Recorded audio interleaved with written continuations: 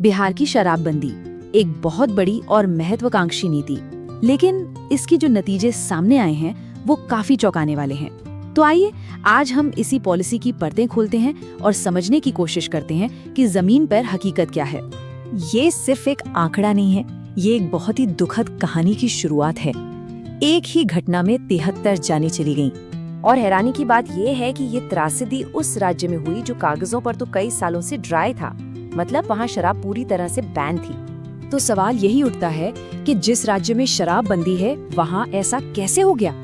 और यही सवाल इस पूरी कहानी के केंद्र में है, पॉलिसी के इरादे और जमीनी हकीकत के बीच का गहरा फासला। इसकी वजह थी हूच, यानी जहरीली शराब। ये वो शराब है जो चोरी छिपे गैर कानूनी तरीके से बनाई जाती है और अक्सर इसमें खतरनाक केमिकल मिला दिए जाते हैं, और ये सीधे सीधे शराबबंदी का ही एक नतीजा है। ठीक है, तो आखिर बिहार ने ये रास्ता चुना ही क्यों? चलिए थोड़ा पीछे चलते हैं और समझते हैं कि इस बड़े फैसले के पीछे मकसद क्या था। ये सब शुरू हुआ अप्रैल 2016 में, जब मुख्यमंत्री नीतीश कुमार ने पूरी तरह से बैन लगा दिया। फिर अक्टूबर में इसे और सख्त किया गया। वजह बताई गई लोगों की सेहत और महिलाओं के अधिकार। लेकिन कानून इतना सख्त था कि बाद में इसमें ढील देने की कोशिश भी हुई, और 2022 तक तो हालत ये हो गई कि पूरी कानूनी व्यवस्था पर बोझ कम करने के लिए एक नया बिल लाना पड़ा।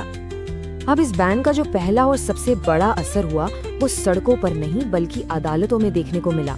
4.5 लाख से ज्यादा। सोचिए, सिर्फ पहले 6 सालों में कानून तोड़ने के जुर्म में इतनी गिरफ्तारियां हुई। और ये आंकड़े देखिए, ये कहानी को और भी साफ कर देते हैं। 2018 में जहां करीब 31,000 केस पेंडिंग थे, वहीं 2020 तक ये आंकड़ा बढ़कर 1,14,000 के पार चला गया। मतलब सिर्फ 3 साल में लगभग 4 गुना। इससे हमारे जस्टिस सिस्टम पर कितना दबाव पड़ा होगा, इसका अंदाजा लगाया जा सकता है। जल्द ही कानून के जानकार भी इस पर अपनी राय देने लगे। इंडियन लॉ इंस्टीट्यूट की एक रिपोर्ट ने साफ साफ बताया कि राज्य का पूरा न्यायिक सिस्टम इस एक कानून के बोझ तले दबा जा रहा है। बात इतनी बढ़ गई कि देश के चीफ जस्टिस तक को कहना पड़ा कि इस कानून को लागू करने में दूरदर्शिता की कमी थी। ये बहुत बड़ी टिप्पणी थी। सुप्रीम कोर्ट ने भी 2022 में यही पाया। कोर्ट ने कहा कि निचली अदालतें और हाई कोर्ट सिर्फ जमानत की अर्जियों से भर गए हैं। एक वक्त तो ऐसा था कि हाई कोर्ट के 26 में से 16 जज सिर्फ इसी कानून से जुड़े बेल के मामलों की सुनवाई कर रहे थे, और जाहिर है इसका सीधा असर जेलों पर पड़ा, जो खचाखच भरने लगी।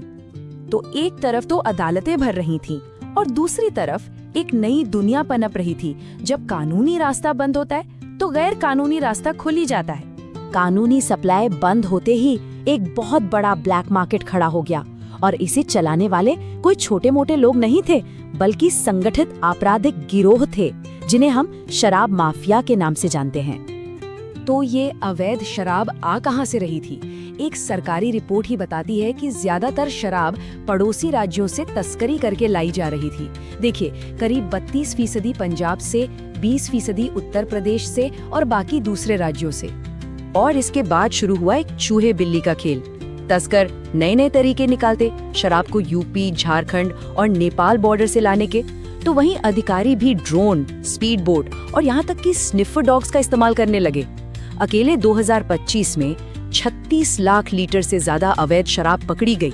सोचिए, ये तो सिर्फ वो है जो पकड़ा गया।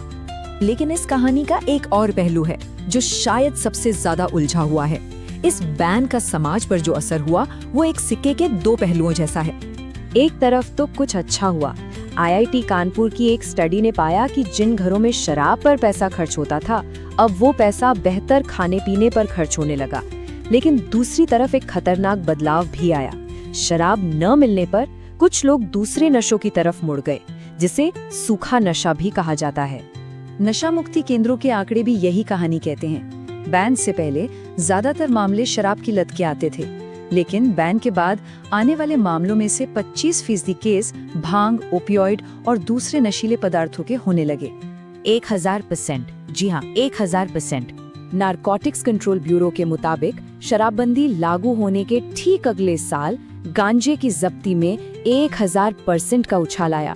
ये सीधा सीधा इशारा था कि ब्लैक मार्केट अब शराब से दूसरे ड्रग्स की तरफ शिफ्ट हो रहा था। तो इन सब बातों को जानने के बाद हम कहाँ पहुँचते हैं? बिहार की ये कहानी हमें क्या सिखाती है? देखिए, ये पूरी नीति विरोधाभासों से भरी है। इसे लाया गया था लोगों की सेहत सुधारने के लिए, लेकिन इसने जहरीली शराब की त्रासदियों को जन्म दे दिया। मकसद था अपराध कम करना, लेकिन इसने एक बहुत बड़े ब्लैक मार्केट को खड़ा कर दिया। सोचा था परिवारों की मदद होगी, लेकिन इसने न्याय व्यवस्था को ही जाम कर दिया। हाँ, शायद खाने पीने में सुधार हुआ, लेकिन साथ ही दूसरे खतरनाक नशों की लत भी बढ़ गई। तो आखिर में सवाल यही बचता है, एक ऐसी पॉलिसी जिसके इतने मिले जुले और जटिल नतीजे हों, कहीं लोगों का खान पान सुधरा तो कहीं अदालतें जाम हो गईं और एक जानलेवा ब्लैक मार्केट खड़ा हो गया। ऐसे में इसकी कामयाबी को आखिर किस पैमाने पर